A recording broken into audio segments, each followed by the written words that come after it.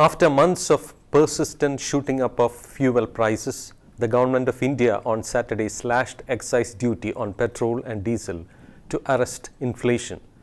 In Delhi, petrol price on Sunday was slashed by rupees 8.69 per litre and that of diesel by rupees 7.05 per litre, following the government's decision to cut excise duty on auto fuels.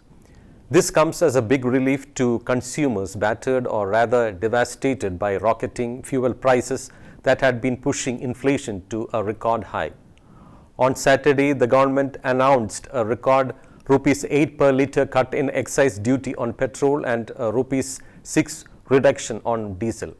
The excise duty cut translated into a reduction of rupees 8.69 per litre on petrol in Delhi and rupees 7.05 per litre on diesel, after taking into account its impact on other levies.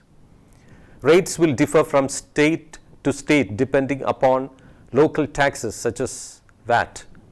With the centre slashing the excise duty on petrol and diesel, the state's sales tax on the fuel are also supposed to go down correspondingly. Petrol now costs rupees 106.03 per litre in Kolkata, rupees 102.63 in Chennai.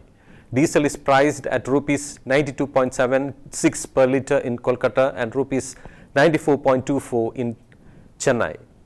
Meanwhile, in Kerala, the sales tax on petrol has been slashed by only rupees 2.41 and that on diesel only by rupees 1.36.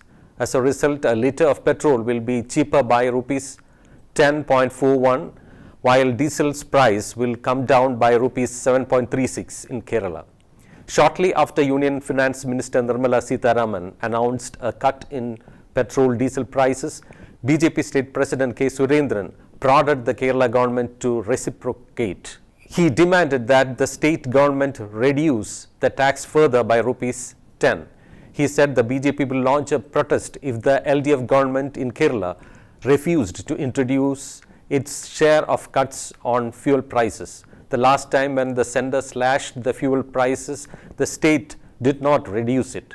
Incidentally, the central government will also give rupees 200 per cylinder subsidy to Ujjwala Yojana beneficiaries for 12 cylinders in a year to help ease some of the burden arising from cooking gas rates rising to record levels. This will help our mothers and sisters. The gas cylinder subsidy will have a revenue implication of around rupees 6,100 crore.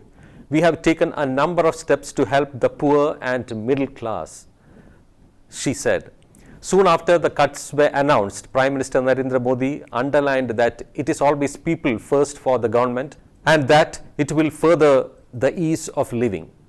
The announcement of the finance minister came as retail inflation surged to an 8-year high in April, driven by rising fuel and food prices. Meanwhile, extolling the Modi government for the fuel price cut and its foreign policy, former Pakistan Prime Minister Imran Khan said, despite being part of the Quad, India sustained pressure from the US and bought discounted Russian oil to provide relief to the masses. This is a significant observation made by Imran Khan. Modi government's move till now regarding the fuel pricing seems to be well-planned one, anticipating outcomes. As Union Minister Smriti Irani once hinted, the centre might have channelized the revenue from fuel sale to the fund required for giving 2 doses of free COVID vaccines to the citizens, which was the need of the hour then. Now, as the vaccination drive is over, the government may not need fund for that anymore. Another thing is bypassing the disapproval of many European nations. India showed the guts to buy oil from Russia, that too at a discounted price, to keep inflation at bay. Anyway, the substantial cut in fuel prices brings with it a big relief to the people of India, as they can expect reduction of prices of many other commodities too in the coming days.